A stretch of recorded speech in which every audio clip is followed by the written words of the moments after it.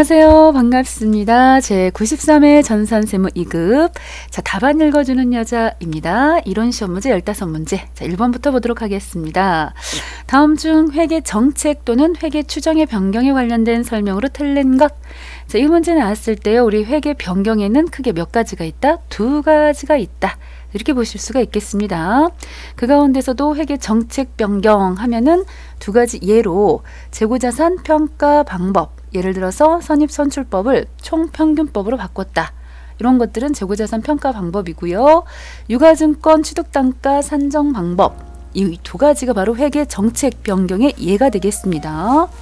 그렇게 하고 대부분의 경우에는 회계 추정의 변경으로 보시면 돼요. 굉장히 많아요. 회계 추정의 변경 같은 경우에는. 자, 1번을 보시면은 회계 추정의 변경은 소급하여 적용하는 것이 원칙이다. 벌써 틀렸습니다. 이 정책 변경 같은 경우에는 중요해요. 그렇기 때문에 소급해가지고 지난번에 해놨던 것까지 재무제표를 수정하시는 겁니다. 일이 굉장히 크겠죠. 그렇지만은 회계 추정 변경은 전진, 앞으로의 것을 처리하는 것이 원칙입니다. 그래서 답은 1번이 틀렸고요. 만약에 회계 정책 변경과 회계 추정의 변경이 동시에 이루어졌다. 그랬을 때는 회계 정책 변경에 의한 누적 효과를 먼저 계산한다. 라고 보시면 되겠습니다. 3번 회계 변경의 효과를 회계 정책 변경과 추정의 변경으로 구분이 불가능하다 그럴 때는 뭘로 보신다? 회계 추정의 변경으로 본다. 그렇게 하고요. 4번 회계 정책의 변경을 반영한 재무제표가 더 신뢰성이 있고 목적 적합한 정보를 제공한다면 회계 정책을 변경할 수 있다. 이렇게 보셔야 되겠어요. 뭐 틀린 말 하나도 없지 않습니까? 4번은 답은 1번이 틀렸습니다. 자, 2번 보도록 하겠습니다. 다음 중 유형자산 취득 시 회계 처리와 관련한 설명으로 틀린 것. 자, 일단 유형자산을 취득하는 과정에서 국채나 공채를 불가피하게, 별로 사고 싶지 않아요. 그렇지만은 불가피하게 매입을 해야 됩니다. 강매입니다. 강매. 자, 이런 경우에는 채권의 실제 매입 가격, 자, 10만 원 주고 샀어요. 그런데 이 채권의 공정가치 차액은 즉 현재 얼마 간다? 8만 원 간다. 그 말인 거잖아요. 그랬을 때는 유형자산의 취득원가에 포함한다. 무슨 말입니까? 자, 우리가 이걸 갖다가 구입을 했을 때요. 차변에다가 단기 매매 증권 이렇게, 혹은 매도 가능 증권, 혹은 만기 보유 증권, 이 세 가지 중에서 이제 한 가지를 쓰실 거 아니겠어요? 그런데 방금 구입했던 금액은 얼마? 10만 원이었어요. 현금 10만 원이라고 할게요. 그런다고 했을 때 이게 공정가치가 얼마 간다? 8만 원 간다. 고 한다면 그 2만 원 차이 나는 거는 결국은 어떻게 해야 되느냐? 지금 그 얘기를 하는 거거든요. 자, 이 부분은 이런 계정 과목이 올 수도 있다는 거고, 그 부분에 대해서 2만 원에 대해서는 차량 운반구라는 거 유형자산이었다 그러면 2만 원, 즉 차량 운반구 속에다가 합쳐야 된다. 지금 그 얘기를 하는 거죠. 맞는 설명이 되겠습니다. 2번 건물을 증여로 취득했어요. 그런다 그래서 이거 취득원가 계상하지 않아도 됩니까? 그렇지 않죠. 자산의 이 증여나 기타 무상으로 취득한 자산은 공정가치를 취득원가로 해야 되겠습니다. 답은 2번이 틀렸습니다. 그 다음입니다. 3번 건물을 신축하기 위해서, 여기 함정이 있습니다. 보통의 경우는 우리 철거비, 그러면은 철거비는 토지면 토지에다가, 토지하고 이제 건물이 있을 때요. 건물을 철거했어요. 그러면 그 철거비를 토지 이렇게 분개를 한단 말이죠. 그런데 이 경우는 단기 비용으로 처리한대요. 이거 지금 맞는 설명일까요? 자, 이거 설명 한번 보고 가도록 하겠습니다. 자, 토지 건물의 취득원가 계산하실 때요. 자, 건물을 신축할 목적으로 토지를 구입했습니다. 자, 그랬을 때의 정지비라든가 측량비는 다 토지 속에다 집어 넣는 거죠. 두 번째 보시면요. 지상에 건물이 있는 토지를 구입했습니다. 그래서 건물을 철거했습니다. 지금 구입하는 과정에서예요. 그랬을 때의 철거비도 다 모두 원가에 포함시킵니다. 원가에 포함시켜요. 자, 3번을 보세요. 건물을 신축하기 위해서 사용 중입니다. 이건 사용 중. 지금 우리가 보고 있었던 방금 그 문제는 사용 중인 건물이었습니다. 그렇기 때문에 기업회계 기준에서는 건물은 신축하기 위해서 기존 건물을 철거하는 경우 그 건물의 장부가액을 제거하여 처분 손실로 반영하고 철거 비용은 전액 단기 비용으로 처리한다. 이렇게 돼 있어요. 그래서 여기 기준해 갖고요. 지금 비용 처리한다라고 한 거예요. 그리고 세법에서는 새 건물의 취득 원가에 산입해서 감가상각을 통해서 비용한다라고 했기 때문에 우리 앞에 전제 조건이 있었죠. 별말이 없으면 기업회계 기준을 따라간다 그랬기 때문에 지금 같은 이런 상황에서는 뭐가 된다? 건물을 신축하기 위해서 즉 기존 건물을 철거한다 그랬기 때문에 단기 비용 처리가 맞습니다. 자, 4번 볼까요? 정부 보조금으로 자산 취득 시 우리 정부 보조 받았습니다. 그래서 기계장치 구입을 했는데 이때 정부 보조금은 해당 자산의 취득 원가에서 차감을 하셔야 되죠. 그렇게 하고 나서 나중에 결산하실 때 감가상각비 계산도 하셔야지. 그것까지 정부에서 돈도 받고 감가상각 비용도 잡고 그럼 이중으로 혜택을 보는 거지 않습니까? 그래서 정부 보조금 받은 것은 취득원가에서 차감하는 형식으로 기재를 하셔야 됩니다. 자, 답은 2번이 틀렸다는 것입니다. 3번 가보도록 하겠습니다. 자, 3번 다음 중 무형자산에 대한 설명으로 틀린 것. 어머, 자, 벌써 1번이 답이 보이죠? 자, 왜냐하면 무형자산이라는 것은 눈에 보이는 자산은 아니에요. 무형이니까 형태가 없는 자산인데 정액법이나 정률 연수학계법, 생산형 비례법, 자, 발음이 안 좋았어요. 이런 것들이 있죠. 근데 유효이자율이라고 하는 거는 사채하고 관련되는 거지 않습니까? 사채 이자 지급할 때 방법이기 때문에 요 1번은 틀렸다 이렇게 보셔야 되겠습니다. 자, 2번 볼까요? 내부적으로 창출한 영업권 인정할 수 있을까요? 인식할 수 없죠. 얼마든지 우리끼리 모여가지고 우리 회사의 영업권은 10억이요. 그런다 그래서 10억을 영업권 이렇게 쓸 수는 없다는 거죠. 3번 무형자산에 대한 지출로서 과거 회계 연도의 비용으로 인식한 지출은 그 후의 기간의 무형자산의 원가로 인식할 수가 없겠죠. 4번 무형자산의 상각대상 금액은 그 자산의 추정, 내용, 연수 동안 체계적인 방법에 의해서 비용으로 배분을 한다. 얼마나 합리적입니까? 답은 1번이 틀렸습니다. 1번. 다음, 자, 자본 조정에 해당하지 않는 것. 이것도요, 우리 주식회사의 자본에는 몇 종류가 있어요? 그렇습니다. 5종류. 자본금, 자본잉여금, 자본조정, 기타 포괄손익 누계액, 이익잉여금. 그 중에서 자본잉여금은 주, 감, 자. 자본조정도 주, 감, 자 이렇게 돼 있잖아요. 그래서 주식을 발행하는 과정에서 생긴 초과금, 주식 발행 초과금, 감자차익, 자기 주식 처분이익 이런 것들은 자본잉여금에 해당하는 것이고 자본의 마이너스 항목, 자본 조정 있지요. 자, 이러한 것들은 주식 할인 발행 차금, 감자차손, 자기 주식 처분 손실, 자기 주식 이런 것들은 자본을 마이너스 시킨다라고 보시면 되겠습니다. 자, 그런 다음에 기타 포괄손익 누계 부분에서는 매도 가능 증권 평가 이익, 손실 이런 것들은 손익계산서에 가지 못하고요. 왜냐하면 단기에 실현될 손익이 아니기 때문에 지금처럼 주식회사 자본에 들어왔어요. 그래서 답은 4번이 되겠습니다. 4번. 5번을 보시면은 다음 중 사례 회계 처리에 대한 설명으로 가장 틀린 것. 자, 이것도 보시다시피 와우 4번이에요. 왜 그랬을까요? 외화 환산 이익이 왜 나옵니까? 기간 중에 3월 1일 날 자, $10,000 제품을 해외 예상으로 팔았어요. 이때 당시 환율은 1,000원. 그런데 3월 31일 날 입금됐어요. 50원 환율이 올랐습니다. 그러면은 50원 곱하기 $10,000 해서 50만 원만큼을 우리는 대변의 외환차익 4글자지 않습니까? 그랬는데 얘는 6글자가 나왔어요. 그렇기 때문에 벌써 4번이 틀렸다라고 볼 수 있는 것이죠. 너무 쉬운 문제죠? 자, 바로 이제 원가 회계 들어가도록 하겠습니다. 자, 6번을 보시면요. 이 그래프는 조업도에 따른 즉 생산량입니다. 조업도는 생산량이라고 보셔도 되는데 원가의 변화를 나타낸 것입니다. 변동원가에 해당하는 그래프 짝지어 볼까요? 자, 일단 변동원가는 변하는 겁니다. A가 되겠죠. B는 고정이지 않습니까? 그래서 변동원가 하면 대표적으로 생산. 내가 100개를 생산하면은 이 100개 생산하는 만큼 원가가 들어갈 것이고 200개 생산하면 200개 생산한 만큼 자, 여기다가 선을 좀 그어 볼게요. 이게 100개. 그러면은 원가도 100개 생산한 만큼 200개 생산했어요. 그러면 200개 생산하는 만큼 원가가 들어가겠죠. 그렇지만 이걸 나눠 보시면은 단위당 원가는 이렇게 일정하겠죠. 그래서 A와 C가 바로 변동 원가하고 해당하는 것이겠고요.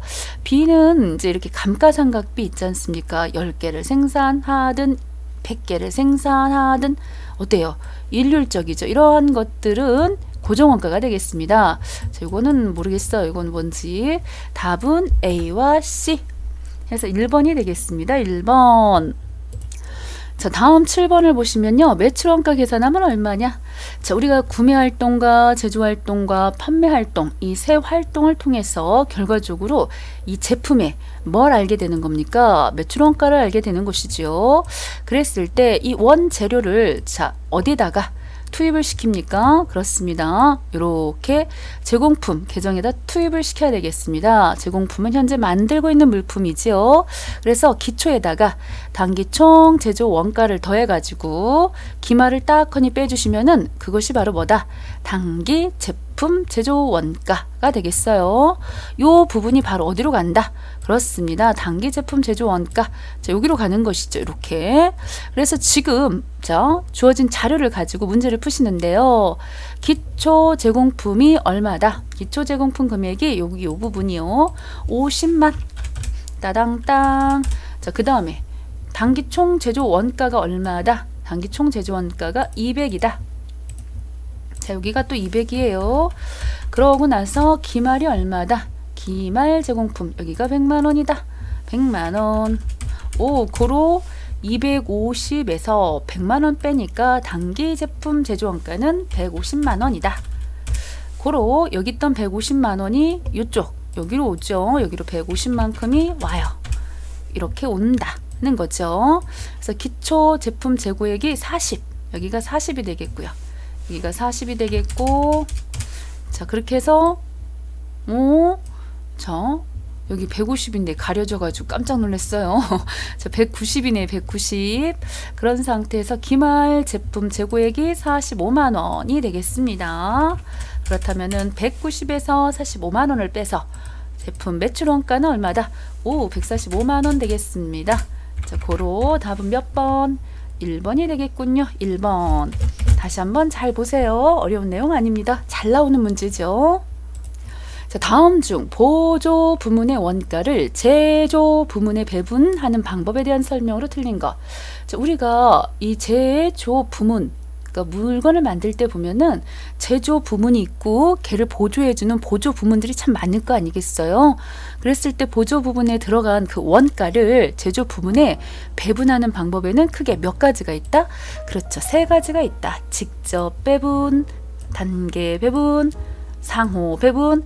그런데 이 중에서 누가 제일 복잡하다? 그렇습니다. 상호 배분법. 이게 제일 복잡하죠. 그런데 계산이 간단하다 그래갖고 답은 벌써 4번이에요. 왜냐하면 상호 배분법은 연립방 정식을 도입을 해야 되기 때문에 되게 복잡하죠. 제일 쉬운 방법이 있다면 직접 배분법입니다. 직접 배분은 보조 부분 지네들끼리 상호간에 행해지는 용역 수수는 무시를 하는 거고요. 그래서 보조 부분 원가를 바로 각 제조에다 바로 넘겨주는 거고요. 단계 배분은 보조 부분 원가 배분 순서를 정해가지고 그 순서에 따라서 한번 해줬다가 다시금 걔네들 보조 부분 더해갖고 그 금액 갖고 다시 제조로 가요. 뭔 소린지 모르겠죠? 자, 어쨌건 여기서의 핵심 포인트는 뭐다? 이 상호 배분이 제일 이론적으로 계산이 복잡하다 이렇게 보셔야 돼요. 그래서 용역 수수 관계를 완전히 고려한 방법이기 때문에 답은 4번이 틀렸다. 간단하다? 아니다? 아니다. 복잡하다. 이렇게 보시면 되겠습니다. 다음. 자, 개별원가 계산하고 종합원가 계산에 대한 설명 중 틀린 것 그랬습니다. 자, 말 그대로 개별원가 하면요. 다품종 소량 생산. 대표적인 게 조선입니다. 조선. 항공기, 건설업 이런 것들. 종합원가 같은 경우는 소품종. 품종은 많지가 않은데 대량으로 생산해요. 식품 가공, 정유, 제지, 제품, 시멘트, 자동차. 제분은 밀가루죠. 자, 이러한 것들을 만드는데요. 이때 개별원가 계산은 직접 재료비, 직접 노무비, 직접 이렇게 지금 보시면은 이런 식으로 제조 간접비, 구분해서 원가, 작업 원가표에 집계를 합니다. 개별 원가는. 그렇지만은 종합원가 같은 경우에는 동종 제품을 대량 생산하는 방식이고 식품 가공업에 많이 쓴다고 했지 않습니까? 종합원가 계산은 총 제조 원가를 해당 기간 중에 만들어진 완성품 한산량으로 나눠서 완성품 한산량 단위다 원가 계산을 하지요. 자, 바로 이어서 한 문제 풀어볼 건데요. 그렇다면 여기서 틀린 거는 종합원가 계산이 개별원가 계산에 비해서 제품별 원가 계산이 보다 정확하겠어요? 생각을 한번 해볼까요? 이 개별원가 계산 같은 경우에는 개별적으로 원가를 계산하니까 굉장히 정확하지요. 그쵸? 그래서 개별원가가 좀 더 정확하다 그래야 되는데 4번은 종합원가 계산이 정확하다 그래가지고 답은 4번이 틀렸다라고 보시면 되겠습니다. 개별원가 같은 경우는 이런 작업 원가표가 있어서 직접 재료비, 직접 노무비 딱 들어간다는 거죠. 자, 그 다음이 되겠습니다. 자, 10번을 잘 보시게 되면 다음의 자료에 의해서 종합 원가 계산에 의한 가공비, 완성품 한산량 계산하시오. 자, 이런 문제가 안 나올 수가 없어요. 자, 세무 2급에서는 반드시 나온다. 그래서 종합 원가는 보시다시피 재료비는 일시에 다 투입이 가능하죠. 그렇지만 가공은 어때요? 가공 과정 동안 균등하게 발생한다고 가정을 하고 문제를 풀어주시란 얘기예요. 그랬을 때 이 가공비, 즉 제공품, 이 평균법하고 선입선출법을 계산해 달라고 하는 건데 너무 쉬워요. 어떻게 하시면 되겠습니까? 차변에는 기초, 단기 착수량, 대변에는 단기 완성량, 기말 이렇게 쓰셔가지고 이때 보시면 평균법은 보시다시피 완성이 500개 완성이 됐어요. 그렇게 하고 지금 기말 제공품 가공비가 200개인데 50%만 환산하겠다는 거죠. 그러니까 지금 100개만 완성됐다고 본다고 그 말이니까 결국은 600개가 된다는 거죠. 600개. 그래서 600개고요. 선입선출, 선입선출 200개 중에서 30% 자, 선입선출은 빼주는 거거든요. 먼저 생산한 부분에 대해서 60개를 빼주시는 거니까 60개 빼시면 540. 답은 1번이 되겠습니다. 1번이. 자, 부가가치세가 되겠습니다. 11번 부가가치세법에 따른 대손세액공제를 설명한 것. 가장 틀린 것. 지금 문제를 보시면요. 이 문제는 좀 어렵습니다. 왜냐하면 재화나 용역을 공급한 후 그 공급일로부터 5년이 지난 날에 속하는 과세 기간에 대한 확정 신고 기간까지 대손이 확정되어야 한다. 얼마 전까지 5년이었어요. 그런데 2020년도 2월달 개정됐습니다. 10년으로. 그렇기 때문에 요거 그 전에 공부하신 분들은 틀릴 수가 있겠죠. 10년이 지난 날이 속하는 과세기간으로 바뀌었습니다. 그래서 채무자의 파산, 강제 집행, 사업의 폐지, 사망, 실종, 행방불명으로 인해서 회수할 수 없는 그런 채권들 있잖아요. 대손사유, 못 받게 된 사유 요건을 충족했을 때 대손세액 공제를 적용받을 수가 있고 일반 과세자만 가능한 거죠. 대손세액 공제는 간이과세자는 적용이 안 되죠. 부가가치세 확정신고서에 대손세액 공제신고서와 대손사실 등을 증명하는 서류를 첨부하셔서 관할 세무서장에게 제출하셔야지만이 요 부분을 돌려받을 수가 있겠습니다. 자, 틀린 것은 몇 번이다? 1번이다. 10년으로 바뀌었다. 다음 문제 보도록 하겠습니다. 다음 중 부가가치세법상 재화 또는 용역의 공급으로 안 버는 것 그랬어요. 자, 일단 4번이 답입니다. 선생님 문제도 읽지도 않고 또 4번인 줄 알아요? 4번이잖아요. 보세요. 질권, 저당권 또는 양도 담보의 목적으로 이거 권리 넘어간 거 아니지 않습니까? 동산, 부동산 및 부동산상의 권리를 제공하는 경우 그랬는데 완전한 소유권이 넘어간 게 아니에요. 이런 것들은. 그렇기 때문에 재화의 공급이나 용역의 공급으로 안 봅니다. 그렇다면 1번 같이 채무 불이행으로 담보물이 채무 변제 충당됐다. 이건 넘어간 거잖아요. 소유권이. 사업자가 폐업할 때 당초 매입세액이 공제된 자기 생산 취득재화 중 남아있는 재화, 이게 바로 폐업 시 잔존재화지요. 3번 여기 보시면 당초 매입세액이 공제된 자기 생산 취득재화를 사업과 직접적인 관계없이 자기 개인적인 목적으로 사용한 경우, 이러한 경우를 우리가 간주공급이라고 그러죠. 간주공급. 자, 본다 그런 뜻입니다. 다른 말로 의제라 그러죠. 공급으로 본다. 자, 개, 사, 폐 이렇게 되는 거죠. 자기사폐. 그래서 지금 같은 경우에 2번은 폐업 시 잔존재화예요. 자, 실컷 매입세 공제 받았으니까 다 폐업하더라도 다 세금 내야 되는 것이고요. 시가로. 그것도 그리고 3번 같은 경우에도 이 사업과 직접 관련이 직접적인 관계없이 자기 개인적 목적으로 썼기 때문에 개인적 공급으로 봐서 이때도 세금을 넣어야 되는 거죠. 자, 이때도 부가세를 내야 되는 거죠. 다음 문제 또 풀도록 하겠습니다. 다음 중 부가세법상 공제되는 매입세액이 아닌 것 그랬습니다. 자, 매입세 공제가 즉 불공차지란 얘기인 거죠. 불공. 여기서 핵심 포인트는 뭐냐? 1, 2, 3번을 잘 보시고요. 4번을 보시면 답이 4번이 많은 것 같아요. 자, 핵심 포인트는 뭐냐면은 지금 1번 볼게요. 일단 전자세금계산서 의무발급 사업자로부터 발급 받았어요. 자, 전자세금계산서로서 국세청장에게 전송은 하지 않았지만 발급 사실이 확인돼요. 그렇다고 한다면 매입세 공제 받을 수가 있겠고, 2번 매입처별 세금계산서 합계표를 경정청구나 경정시에 제출하는 경우 당해 매입세 공제 받을 수 있겠죠. 3번 예정신고 시 매입처별 세금계산서 합계표 제출 못했어요. 그런 다음에 예정신고 기간이 속하는 과세기간에 확정신고 시에 제출했어요. 그러니까 여기서 핵심 포인트는 뭐다? 확정 신고 안에 하시면 해당이 되는 거고, 확정 신고 기한이 지난 후에 이렇게 발급받으면 매입세 공제 못 받는다 그 말인 거예요. 이해하셨나요? 4번을 보세요. 공급 시기 이후에 발급받은 세금 계산서로서 해당 공급 시기가 속하는 과세 기간에 대한 확정 신고 기간이 지난 후 지나서 안 된다는 거예요. 확정 신고 안에만 하시면 예전 거 그때 못했어도 확정 때만 하면 받을 수 있다. 그런 내용이 되겠습니다. 이 부분 볼까요? 이 부분. 자, 과세 기간에 대한 확정 신고 기한까지 발급받은 경우 당해 매입세 공제 가능하다. 이렇게 돼 있잖아요. 여기선 지나서 안 되는 겁니다. 14번 보도록 하겠습니다. 자, 14번 문제는 다음 중 소득세법상 이자 소득 총수입 금액의 수입 시기에 대한 설명으로 가장 옳지 않은 건 나왔습니다. 자, 저축성 보험의 보험 차익은 보험금 또는 환급금의 지급일을 수입 시기로 본다. 그때 세금 내면 되는 거죠. 다만 기일 전에 해지를 했어요. 그러면 그 해지일이 되겠지요. 2번 같은 경우는 비영업대금. 우리가 남에게 돈을 빌렸습니다. 그럼 이자라는 것을 줘야 하는데 그 이자를 실제 지급일이 원칙이 아니고 이렇게 약정에 의한 이자 지급일이 있을 거 아니에요. 그날을 수입 시기로 보겠다는 겁니다. 국가 입장에서는 당연한 거 아니겠습니까? 이거를 만약에 실제 이자 지급일이 미뤄진다고 하면 세금 언제 걷습니까?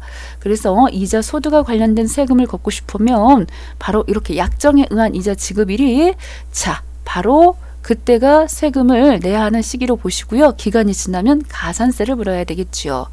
3번 채권의 이자와 할인액은 무기명 채권은 실제 지급받은 날이 되겠고, 기명 채권은 이자와 할인액은 약정에 의한 지급일이 되겠습니다. 4번 금전의 사용에 따른 대가의 성격이 있는 이자와 할인액은 약정에 따른 상환일이고요. 다만 기일 전에 상환했을 때는 그 상환일이 되겠습니다.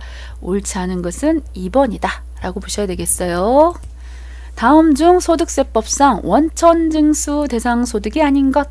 보시다시피 너무 쉬운 문제예요. 기타 소득이나 퇴직소득이나 근로소득은 상대방이 계산해서 저에게 주는 거예요. 그렇기 때문에 원천, 근원원, 셈천 징수하고 날 주는 거기 때문에 원천 징수가 가능하지만, 양도소득은 내가 계산해서 내는 거지 않습니까? 내 거 건물을 팔았다. 이런 것들에 대해서는 내가 신고를 해야 되기 때문에 원천 징수할 수 있는 소득이 아니죠. 답은 4번이 되겠습니다. 자, 오늘 여기까지 너무너무 수고하셨습니다.